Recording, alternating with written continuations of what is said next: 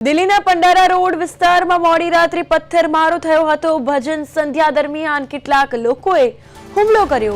હુમલામાં 60 વર્ષીય મહિલાને ઈજા પહોંચી। પોલીસે હુમલાખોરો વિરુદ્ધ ગુનો નોંધી તપાસ શરૂ કરી અને કાયદાકીય કાર્યવાહી હાથ ધરાઈ છે। તો પાંડારા રોડ વિસ્તારની આ ઘટના કે જ્યાં હોબાળો મચ્યો। ભજન સંધ્યા દરમિયાન કેટલાક લોકોએ હુમલો કર્યો। પથ્થરમારામાં એક મહિલા ગંભીર રીતે ઘાયલ થઈ।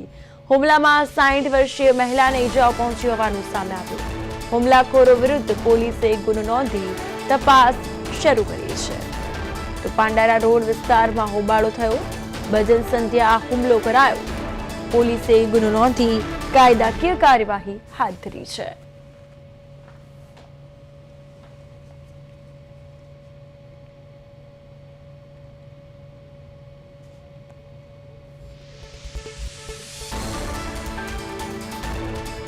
પાંડારા રોડ વિસ્તારમાં હોબાળો મચ્યો કે જ્યાં ભજન સંધ્યા દરમિયાન કેટલાક લોકોએ હુમલો કર્યો હોવાનું સામે આવ્યું છે। પથ્થરમારામાં એક મહિલા ગંભીર રીતે ઘાયલ થઈ હોવાનું સામે આવ્યું।